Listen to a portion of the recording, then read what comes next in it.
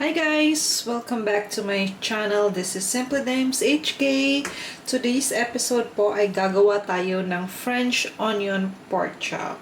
So, let's start.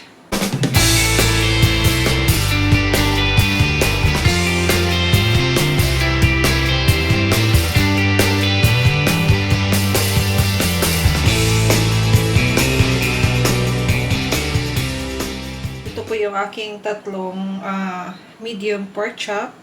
So, ihahammer muna natin, isi-tenderize bago natin lagyan ng mga seasoning mamaya.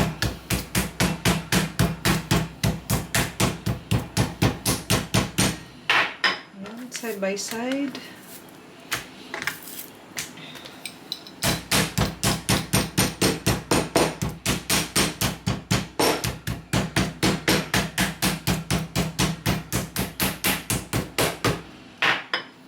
Ayan na po siya.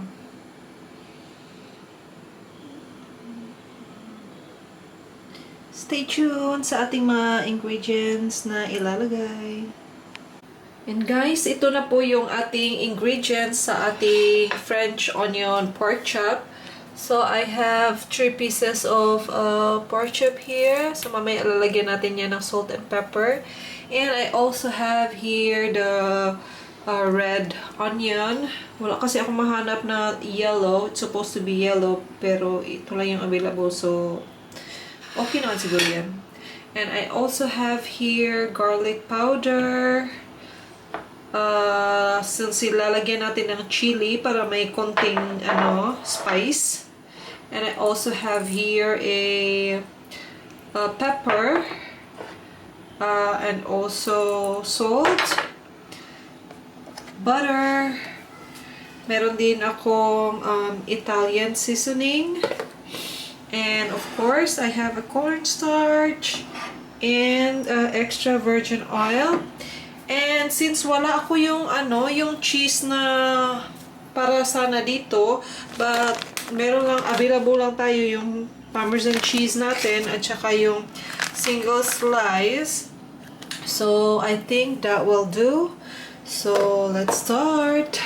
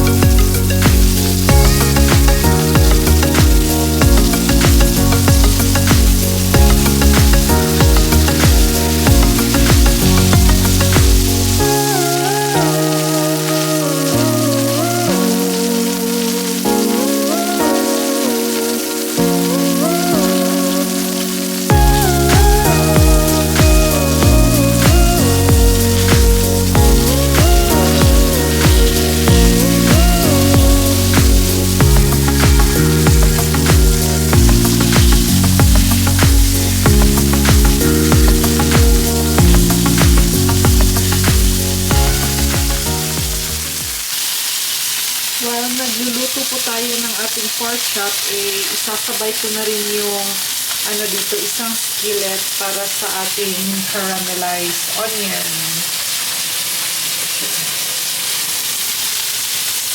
So I'm just gonna put a small amount of virgin oil and so, hayaan lang natin siyang mag-melt dyan. Tapos, ilagay natin ang ating onion. Make sure po na yung apoy nyo is medium to low lang.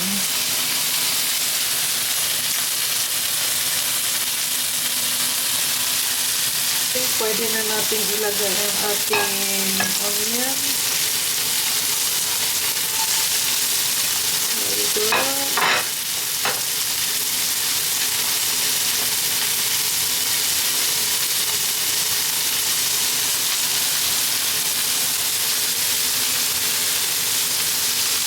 Haluin lang natin siya hanggang maging ano na siya, caramelized and look into golden brown. Ayan guys, nagba-brown na yung ating onions. So it's time to put our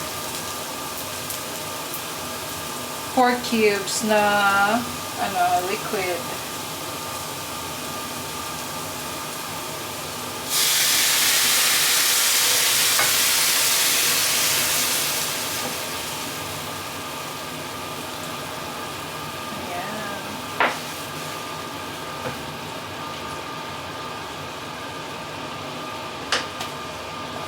At meron din tayong cornstarch para lumapot yung sauce.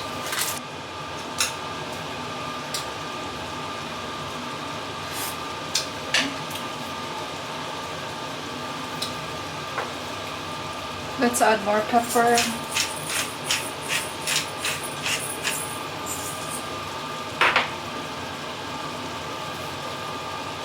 And also chili.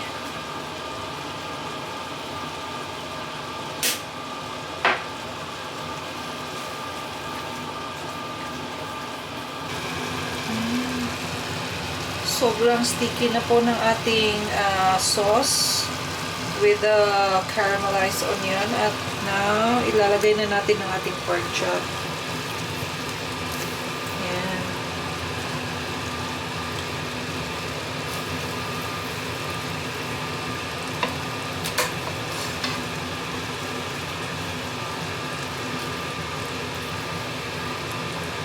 So, hayaan lang natin siya na mag-simmer dyan.